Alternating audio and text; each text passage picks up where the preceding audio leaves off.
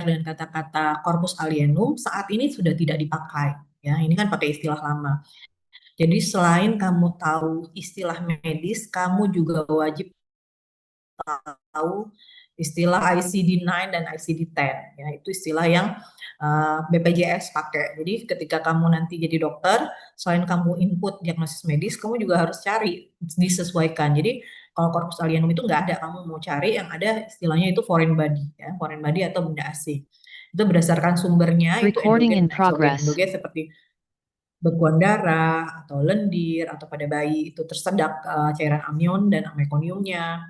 Yang paling sering kan eksogen yang akhirnya pasien itu datang berobat ke THT yang dibagi lagi organik dan non organik ya deh. Jadi serangga, ya, serangga itu seringnya di telinga, tulang atau duri ikan di orofaring gitu. Kacang-kacangan biji-bijian itu seringnya di hidung atau di telinga. Termasuk manik-manik, baterai itu sering di hidung, seperti jarum peniti itu seringnya di tracheobronchial. Kita mulai dari benda asing telinga. Nah, kalau kamu sudah belajar anatomi, saya yakin kan liang telinga itu nggak berbentuk lurus, nggak flat. Jadi dia seperti S gitu, ada lengkungannya. Ketika lengkung itu terjadilah pertemuan antara bagian yang tulang dan bagian kartilago. Nah, di situ menyempit. Penyempitan itulah lokasi tersering dijumpai benda asing ya. Kalau di sini kan gambarannya apa namanya manik-manik. Gimana pasien itu datang dengan keluhan rasa penuh, mengganjal, nyeri, terus penurunan pendengaran, atau ada yang bergerak, bahkan bisa keluar cairan pada kondisi yang terinfeksi. Bisa juga pasien dengan keluhan yang tidak ada gejala, jadi misalnya nasinya kecil. Biasanya kan pasien atau menyadari seperti orang dewasa yang paling sering ketinggalan itu cotton bud. Ya, dia akan tahu persis kapan masuknya, atau kalau serangga dia akan tahu persis kapan kejadiannya. Kita lihat dari pemeriksaan fisik, sebelum menggunakan otoskop, kamu harus menggunakan lampu kepala. Sebenarnya kalau lampu kepalanya tepat, dia bisa kelihatan dengan jelas. Baru saya nggak kelihatan, baru dikonfirmasi dengan otoskop. Kemudian dilakukan ekstraksi. Ekstraksi ini nggak fix ya. Kita tahu kan nggak ada tuh satu kalau di dunia kedokteran itu ya art and science. Jadi nggak mesti benda ini harus diirigasi, disuction. Bisa dikombinasi, bisa menggunakan berbagai macam metode. Nah, apa yang akan terjadi jika tidak dilakukan ekstraksi? Maupun dilakukan ekstraksi sering menyebabkan OE, bisa otis media. Kalau misalnya benda itu membuat perforasi atau ruptur pada genda, gitu ya. Ini ekstraksinya seperti biasa. Ini nanti kamu akan kalau di kewanitraan di koas kamu akan DOPS kan, form consent pasien, terus dijelaskan kita mau ngapain, komplikasinya apa, kemudian dilakukan pemeriksaan, terus dinilai juga adakah penurunan pendengaran gitu. Sebenarnya yang ketiga ini hampir tidak pernah dilakukan ya, Dek. Nah, ini alatnya bisa pakai pinset, jadi sangat fleksibel tergantung jenisnya.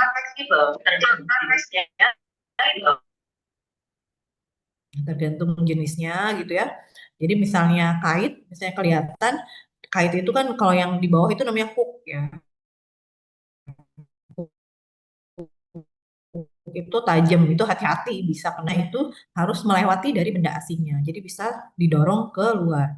Kalau tidak yakin tidak usah dilakukan tindakan karena bisa membahayakan pasien. Sering kali pasien datang dengan ruptur MT karena penasaran dan ketidaktepatan alat dan operatornya.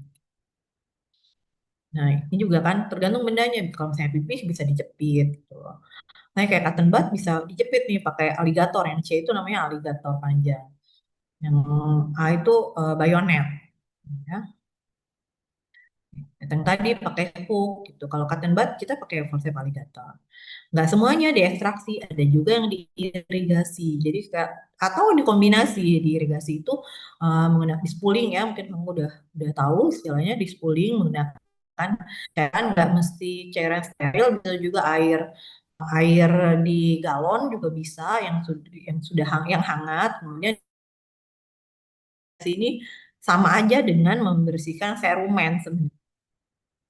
Jadi cairan itu diharapkan ada aliran Recording balik stopped. yang mendorong benda asingnya keluar.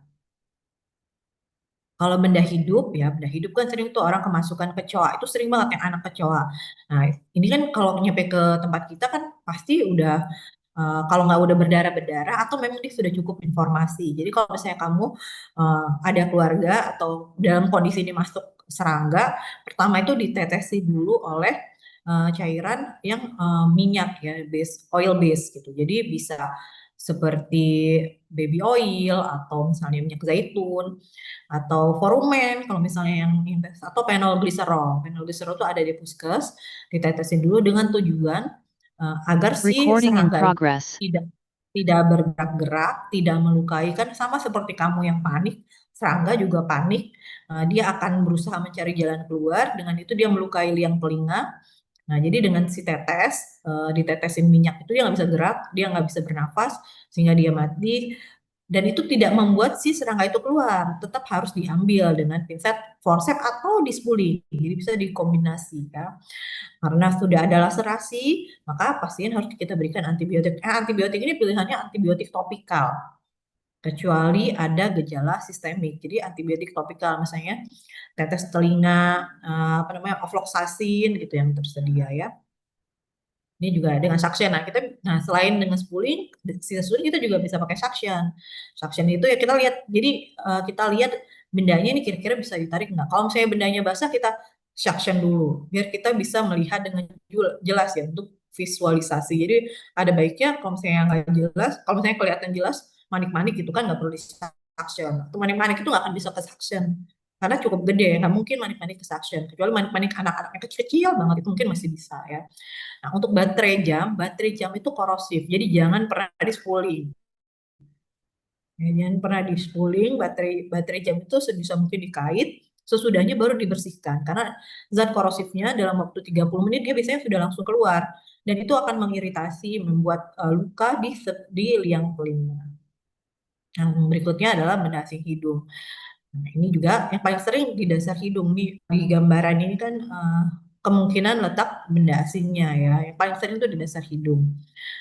Tepat di bawah konka inferior atau di dasar atau di tengah di antara konka media itu sering terjadi pada anak, terutama pada anak-anak di bawah 5 tahun ya, karena mereka di fase yang eksplorasi dan ini sering kali berulang gitu. Jadi anaknya penasaran masukin segala barang-barang kecil di hidungnya. Seperti udah disinggung sebelumnya, bisa organik atau organik. Organik ini bisa kayak kacang ini itu dia higroskopis, jadi dia akan menyerap air. Nah ini kita contohnya ini kita suction dulu, sama kayak si baterai jam yang digambar ini. Nah baterai jam ini dia kan akan mengeluarkan zat korosif, jadi dia akan mengaburkan kita, visualisasi kita nggak jelas. Jadi kita suction dulu, kita lihat dengan clear. Ini ngeluarinnya pakai hook ya deh.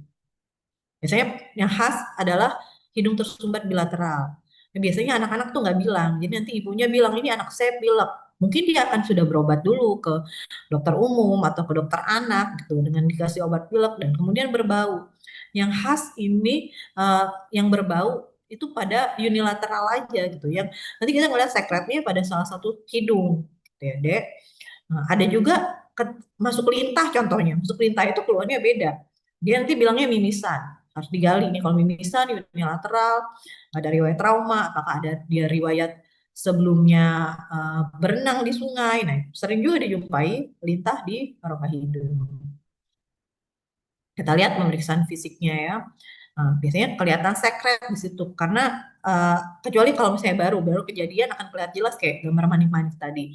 Tapi kalau kejadiannya sudah lebih dari seminggu, hidungnya sudah berbau, sudah pasti ada sekret.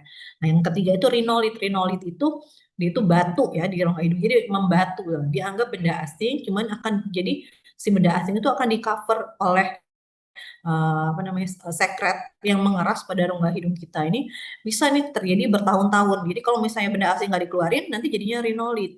Di pasien saya ada usia 17 tahun, dia benda asing baterai hidung, jadi udah membentuk rinolit dan septumnya itu akhirnya pasiennya hidungnya turun, saddle nose.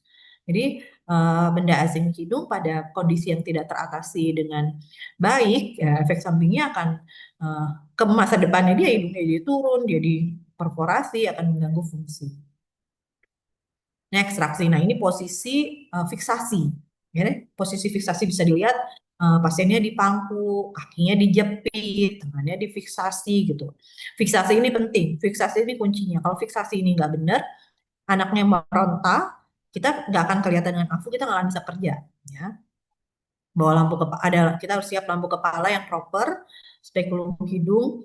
Ini saya tambahin ada klaim mosquito pada benda-benda asing tertentu. Nah, seperti si apa namanya lintah, itu saya pakai klaim mosquito. Karena kalau pakai pakai aligator biasa, dia lari. Jadi dia akan bergerak-gerak terus. Terus kalau lintah kita pakai eh, air apa namanya tembakau. Jadi tembakau disaring, airnya diambil, ditampon ke hidung, terus si lintahnya jadi mabok, kita ambil pakai klem mosquito. Jadi nggak ada yang fix ya. Jadi tergantung jenis jenis benda asingnya ya. Premedikasi nggak mesti selalu dilakukan. Kalau memang ada obatnya boleh diberikan premedikasi. Saya sebagian besar pasien saya nggak ada yang dipremed ya. Posisinya sniffing, jadi agak ngedongak sedikit. Sniffing itu kayak orang mau bersin. Jadi ngedongak sedikit agar kita dapat memvisualisasi dengan baik. Nah ini kan ya, ini kita prosedurnya direct, jadi langsung kita harus jelas melihat benda asingnya. Sama seperti yang di telinga tadi, kalau misalnya benda asingnya bulat, kita mau pakai ekstraktor benda asing, itu seperti hook bentuknya atau pengait, itu benda si ekstraktornya itu diarahkan ke belakang bendanya. Jadi bukan di depannya, udah kelihatan. Kalau kamu taruh di depannya, yang pasti akan terdorong, jelas akan terdorong. Jadi harus kita arahkan ke belakang. Jadi kolumella hidung itu kan sangat fleksibel. Kalau kamu pakai bayonet, eh, kamu bisa buka semaksimal mungkin.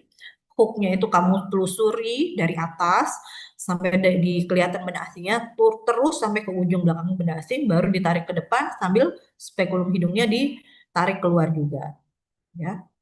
Atau kalau misalnya ternyata kayak kertas itu bisa disuction ya alhamdulillah. Jadi jadi nggak fix ya, nggak mesti harus dipakai hook, bisa pakai aligator, bisa pakai pinset.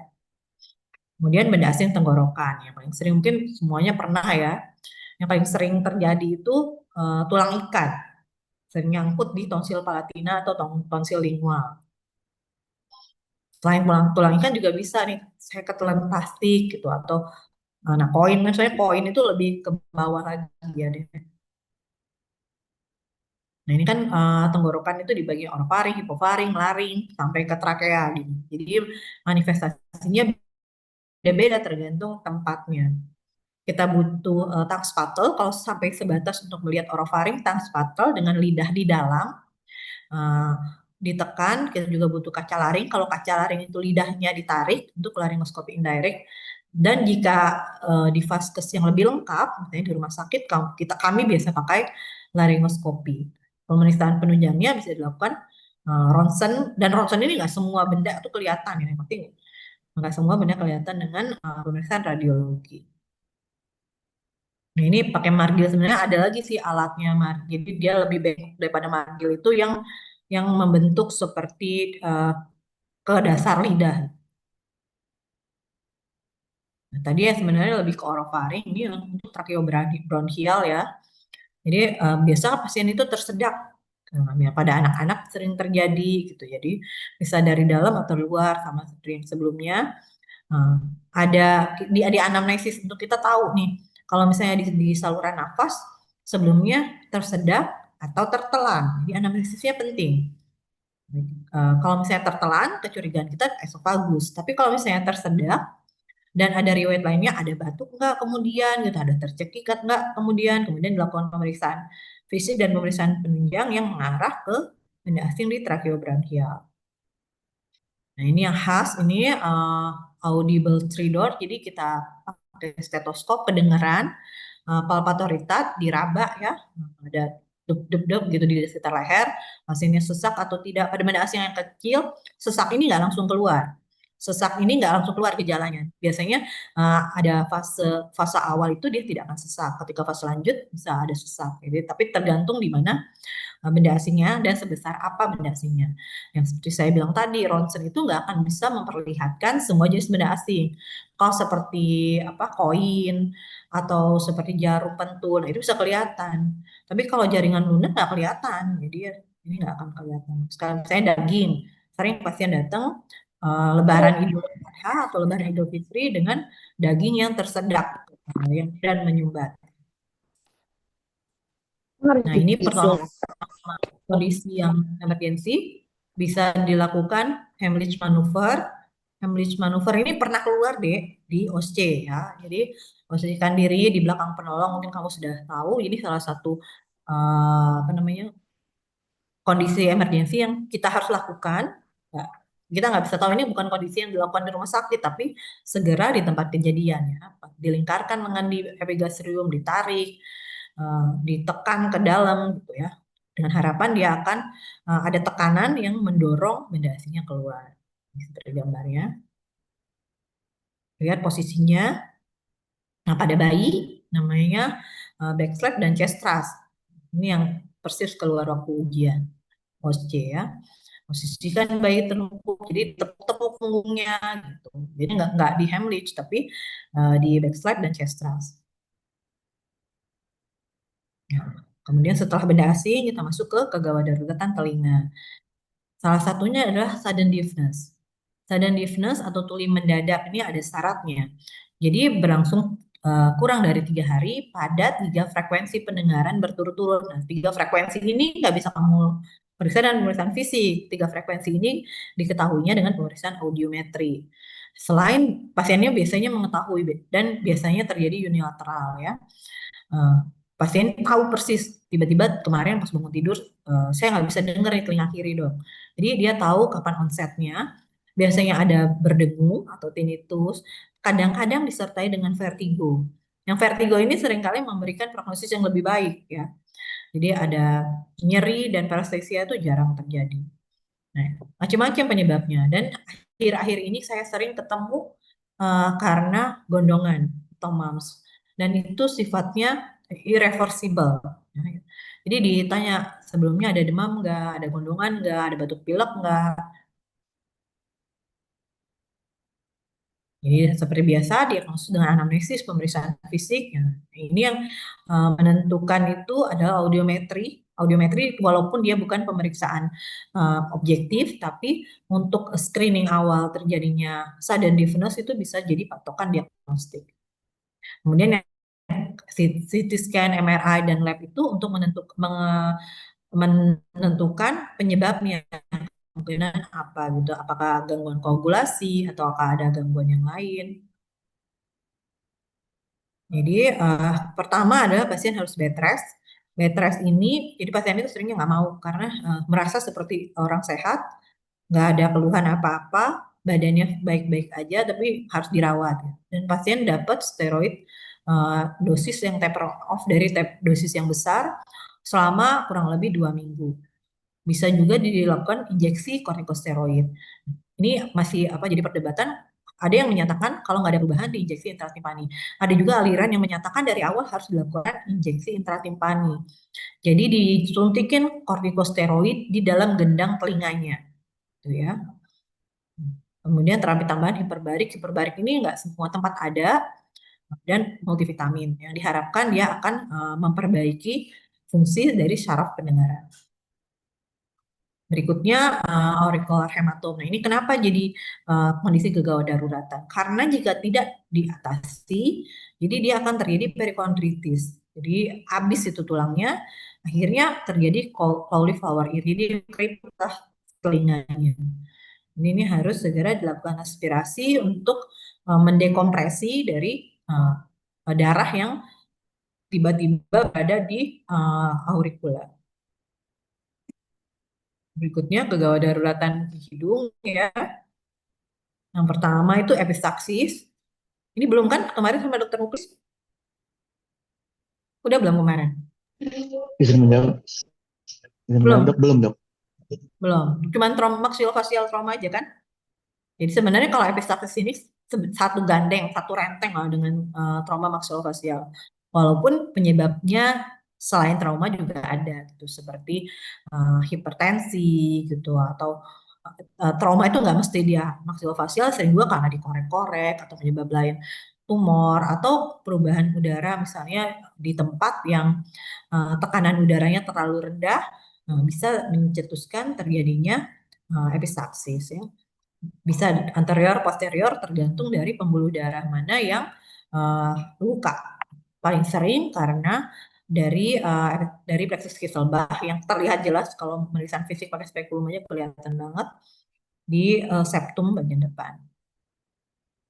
Jadi pertama ya harus sebenarnya ABC tergantung dari kondisi keadaan umum. Kalau pasiennya ya airway-nya terganggu saking banyaknya perdarahan ya tentu airway harus diatasi kan.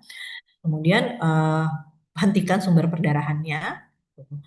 Menghentikannya itu pertama sebenarnya bisa pasiennya diminta pencet hidung aja dulu. Posisinya harus dengan kepala yang lebih tinggi, terus dipencet hidung dua-duanya seperti ini. Ingat nih waktu CTBT ya, jadi dipencet ya sekitar 5 menit gitu. Dan nafas sementara dari mulut. Kemudian sambil kita mempersiapkan tampon sementara. Pertama pakai tampon epinefrin atau adrenalin aja. Kalau dengan tampon epinefrin atau adrenalin nggak membaik masih berdarah terus, kita harus pakai tampon permanen. Ya.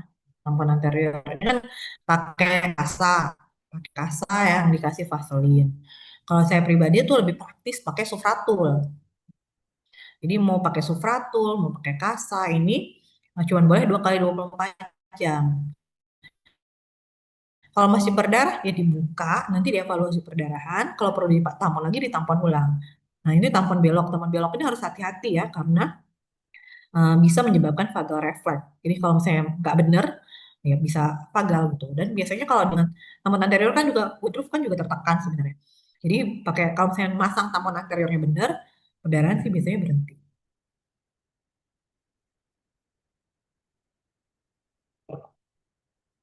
Nah, sama seperti yang aurikular hematoma tadi, serta hematom juga bisa menyebabkan saddle nose yang saya bilang trauma, ada perdarahan, kartilagonya hancur karena infeksi, karena ada perdarahan.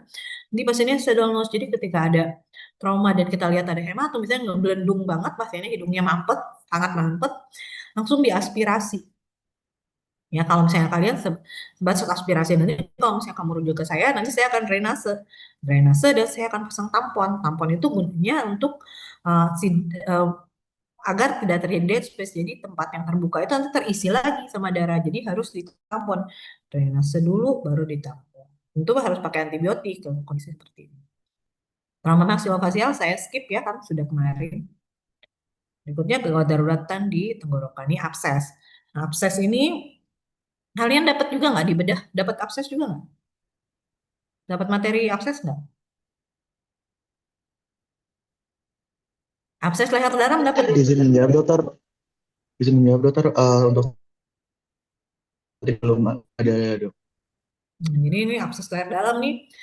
Kalau nanti kamu di koas mungkin nanti bukan cuma THT yang ngerjain, tapi primary THT yang harusnya menjadi DPJP ya. Jadi ada kompetensi bersama gitu. Jadi beberapa bagian tuh bisa.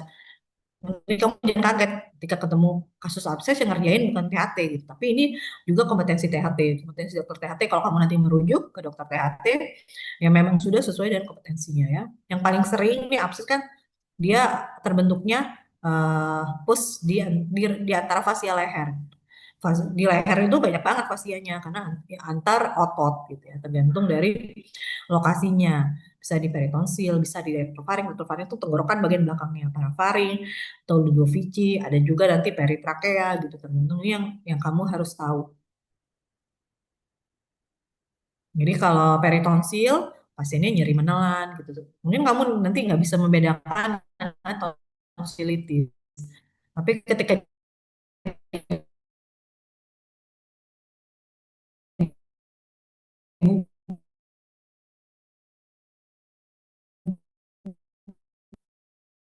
dibuka mulutnya ini sekali. Nah, kamu lihat ini beda dengan tonsilitis. Tonsilitis kronis dia akan simetris, tapi pasiennya itu ada istilahnya suaranya seperti hot potato voice kayak lagi makan sesuatu yang panas gitu. Jadi bergumam karena si palatungnya insufisiensi. Jadi fungsinya akan terganggu karena ada terakumulasinya pus di daerah palatumol di atas tonsil. Jadi peritonsil. Jadi ini kondisinya emergensi dan saya di sini saya kan juga di rumah sakit daerah. Saya sering nyuruh dokter jaga kerja ini tuh jangan takut.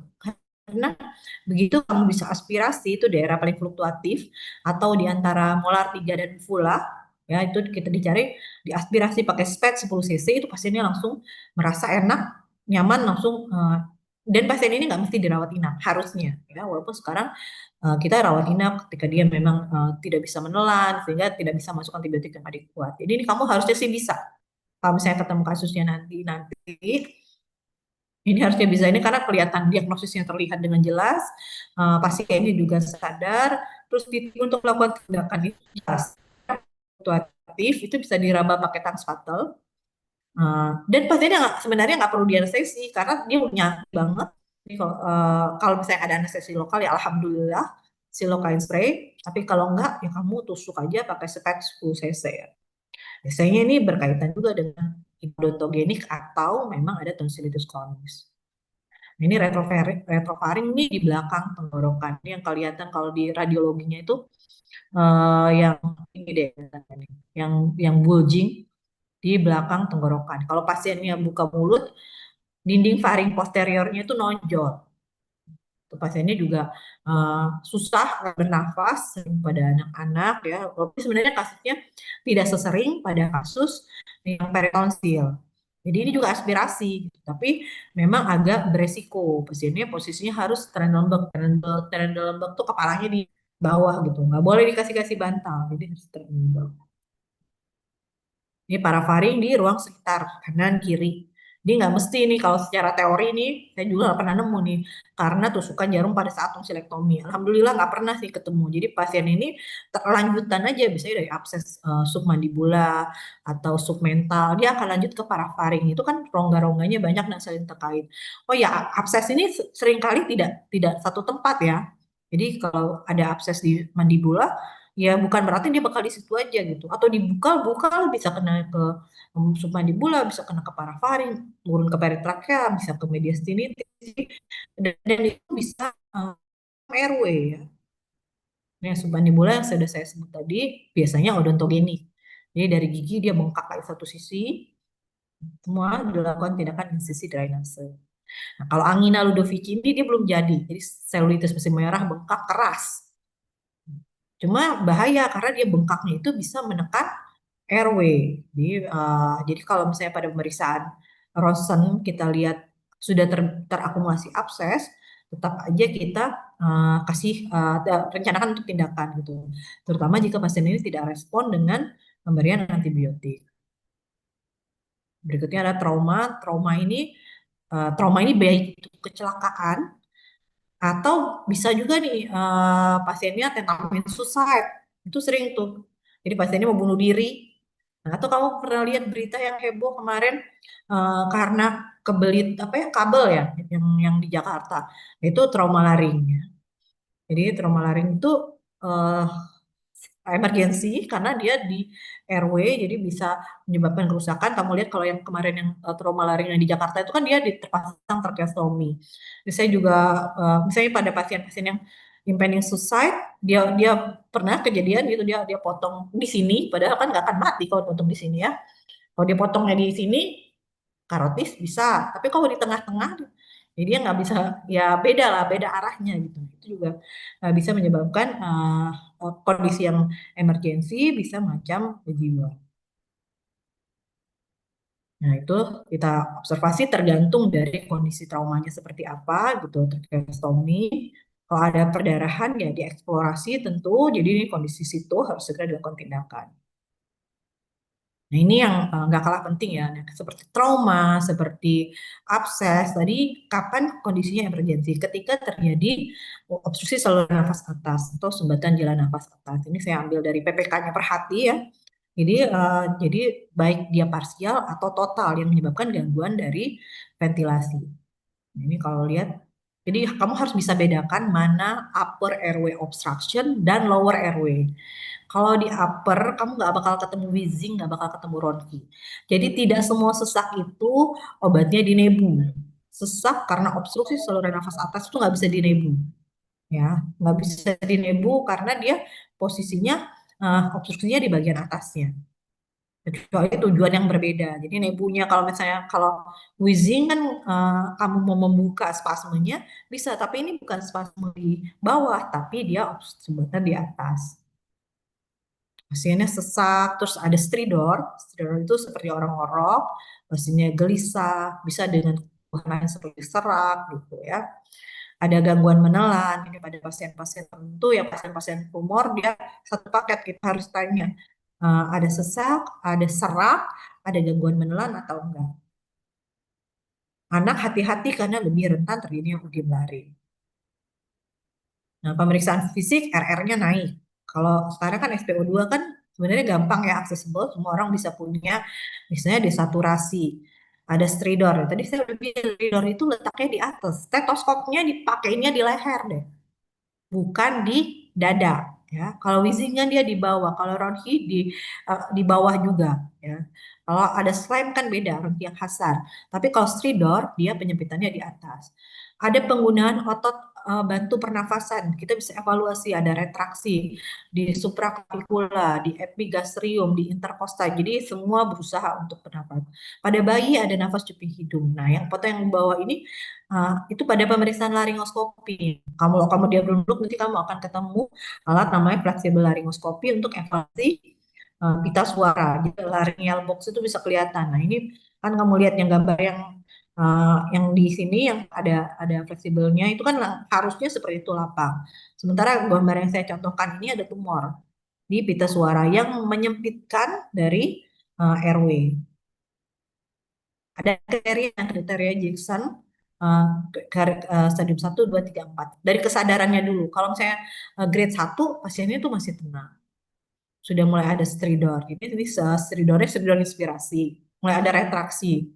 Stadium 2 pada pasien-pasien yang kronis ya. Jadi misalnya pasiennya tumor kan nggak langsung nutup. Jadi dia pelan-pelan dulu. Tapi pada satu satu fase ketika dia mulai ada partial obstruksi, jadi dia mulai keluar Jacksonnya gitu. Misalnya yang grade 2 mulai gelisah, mulai ada stridor, stridor inspirasi juga, retraksinya bertambah selain dari suprastenar juga epigastrium. Yang grade 3 itu stridornya inspirasi dan ekspirasi. Retraksinya di semuanya. Pasiennya gelisah sekali. Kalau sudah 4 udah hampir nggak ketolong. Pasiennya udah keburu lemes, sudah nggak sadar, udah nggak ada stridor lagi, udah hampir tidak tertolong. Jadi kalau grade 1 kita masih bisa berikan kortikosteroid. Kortikosteroid dengan tujuan mungkin saat itu ada edema. Jadi dia akan mengurangi udimnya. Kalau grade 2, 3 itu kita langsung tracheostomi. Situ. Kalau grade 4 itu kita kriko dulu. Kriko itu paling nggak ngebuka airway-nya sambil kita persiapan tracheostomi. Nah, ini pemeriksaan penunjangnya yang sering kita lakukan yang cepat itu ronsen. Ronsen soft tissue cervical apilateral. Jadi bukan hanya ronsen cervical, tapi soft tissue untuk melihat adakah penyempitan pada airway-nya. Kalau memungkinkan CT scan. CT scan kan kelihatan penyempitan, dan kalau memungkinkan juga AGD gitu. Misalnya AGD juga nggak real time di banyak tempat. Kalau misalnya bisa AGD real time, kita cepat intervensi. Kalau menunggu lagi AGD, kondisinya tidak real time. Ya. Pertama ya seperti saya bilang tadi, ada grade 1, semuanya harus dilakukan oksigenasi. Kalau misalnya grade 1, semua grade kita kasih steroid, cuman grade 1 masih respon dengan steroid. Sambil menunggu persiapan tracheostomi, semua pasien kita kasih steroid. Terkadang grade-nya nurun dari 3 ke 2, dari 2 ke 1. Apakah kita tidak tracheostomi? Ya enggak. Kita ada waktu untuk mengeksplorasi ini penyebabnya apa. Apakah perlu atau tidak. Atau kita tracheostominya bukan yang situ,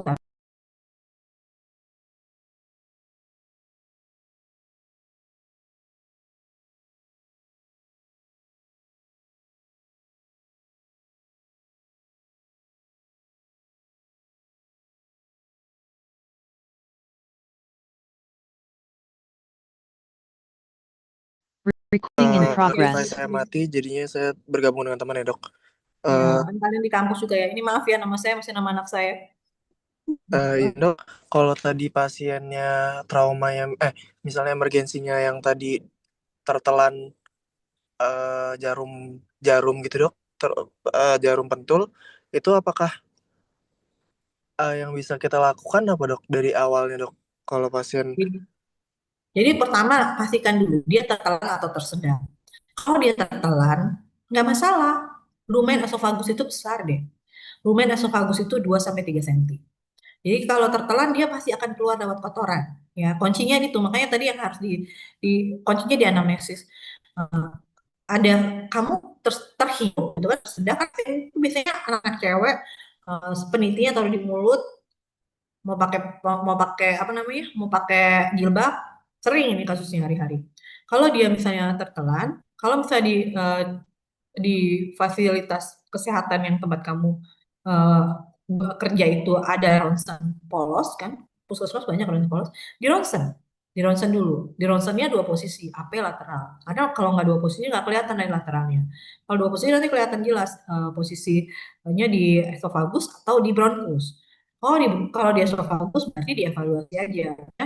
Besok makan yang banyak, nanti lihat di kotorannya, besok kalau perlu di ronsen ulang. Tapi kalau di bronkus rujuk, nggak ada yang lain. Ada bronkus kan buntu. Kalau bronkus kalau nggak dirujuk, dia akan menyebabkan infeksi gitu. Memang harus diambil gitu, harus dilakukan tindakan bronkoskopi. Izin dok, kalau tersedak kita nggak boleh ngelakuin manuver, pakai manuver. Enggak, jadi manuver itu kalau misalnya ada obstruksi parsial atau total, kalau bendanya kecil nggak perlu manuver. Kayak tersedak gitu, tersedak kan, tersedak itu pastinya sesak. Misalnya tersedak bakso. Pasiennya kan sesak karena ada obstruksi parsial. Paham ya?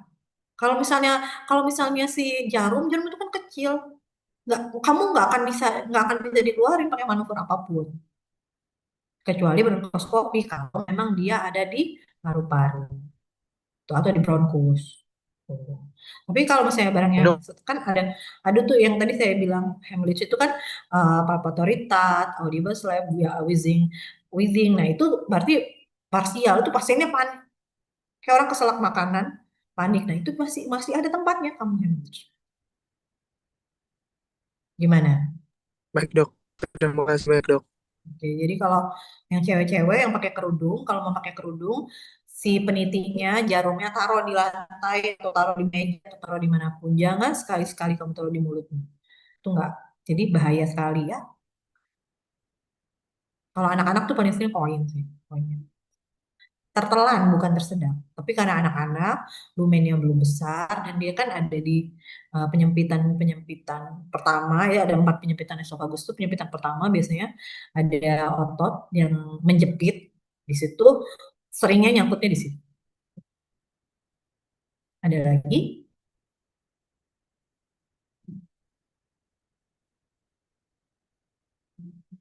Jadi nanti kalau masuk THT harus dapat, oh ini nih obstruksinya upper atau lower.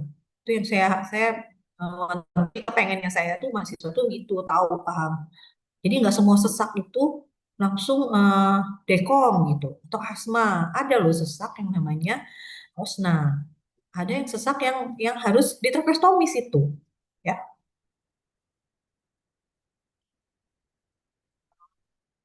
ada lagi nggak pertanyaannya? Saya kasih ini ya, Dek, PDF-nya.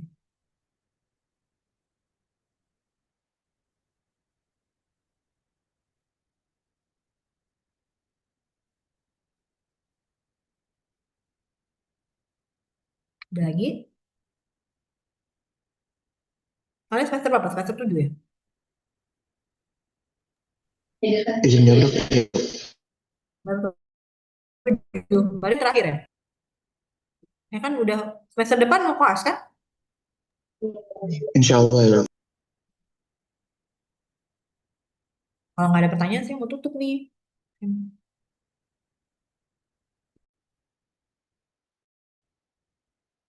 Oke, kalau nggak ada pertanyaan, saya tutup ya. Assalamualaikum warahmatullahi wabarakatuh. Saya kirim kamu ya, di